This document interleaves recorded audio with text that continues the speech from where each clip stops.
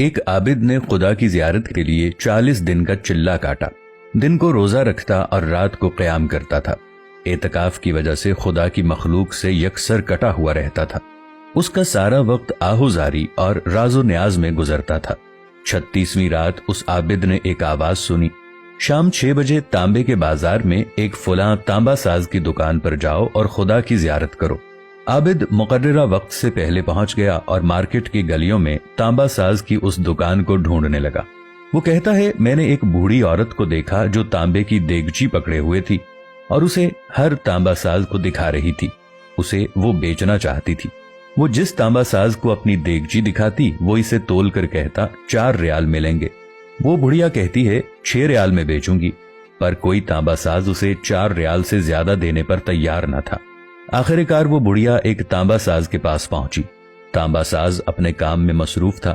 بوڑھی عورت نے کہا، میں یہ برتن بیچنے کے لیے آئی ہوں اور میں اسے 6 ریال میں بیچوں گی۔ آپ اسے کیوں 6 ریال میں بیچیں گی؟ اس نے پوچھا۔ بوڑھی عورت نے دل کی بات بتاتے ہوئے کہا کہ میرا بیٹا بیمار ہے، ڈاکٹر نے اس کے لیے نسخہ لکھا ہے جس کی قیمت 6 ریال ہے۔ تانبا ساز نے دیگچی لے کر کہا، ماں یہ دیگچی بہت عمدہ اور نہایت قیمتی ہے، اگر آپ بیچنا ہی چاہتی ہیں تو میں اسے 25 ریال میں خریدوں گا۔ بوڑھی عورت نے کہا کہ کیا تم میرا مذاق اڑا رہے ہو؟ تانبے والے نے کہا، ہرگز نہیں، میں واقعی 25 ریال دوں گا۔ یہ کہہ کر اس نے برتن لیا اور بوڑھی عورت کے ہاتھ میں 25 ریال رکھ دیے۔ بوڑھی عورت بہت حیران ہوئی اور دعا دیتے ہوئے جلدی اپنے گھر کی طرف چل پڑی۔ عابد کہتا ہے کہ میں یہ سارا ماجرا دیکھ رہا تھا۔ جب وہ بوڑھی عورت چلی گئی تو میں نے تانبے کی دکان والے سے کہا، چچا لگتا ہے آپ کو کاروبار نہیں آتا۔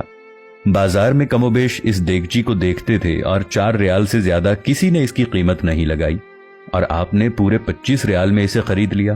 بوڑھے تانبا ساز نے کہا کہ میں نے برتن نہیں خریدا، میں نے اس کے بچے کا نسخہ خریدنے کے لیے اور 1 ہفتے تک اس کے بچے کی دیکھ بھال کے لیے پیسے دیے ہیں۔ میں نے اسے اس لیے یہ قیمت دی ہے تاکہ گھر کا باقی سامان بیچنے کی نوبت نہ آئے۔ عابد کہتا ہے کہ میں سوچ میں پڑ گیا۔ اتنے میں غیبی آواز آئی، چلہ کشی سے کوئی میری زیارت کا شرف حاصل نہیں کر سکتا، گرتے ہوں کو تھامو، غریب کا ہاتھ پکڑو، ہم خود تمہاری زیارت کو آئیں گے۔ اسی متعلق ساغر صدیقی نے کیا خوب لکھا تھا، یہی ہے ذوق عبادت کی انتہا ساغر، غم حیات کے ماروں کا احترام کرو۔ ناظرین، ہمارے ارد گرد بہت سارے ایسے لوگ ہوں گے جو چلتے پھرتے خدا کے بندے ہوں گے۔ آپ ان کے لیے سہارا بن جائیں، اللہ آپ کے قریب آ جائے گا۔ یہ اتنا آسان نسخہ بتایا گیا ہے کہ نیکی کرو اور ایسے کرو کہ خدائے پاک خود تمہارے قریب آ جائے۔ اللہ سے یہ دعا ہے کہ اللہ ہم سب کو نیکی کرنے کی توفیق عطا فرمائے۔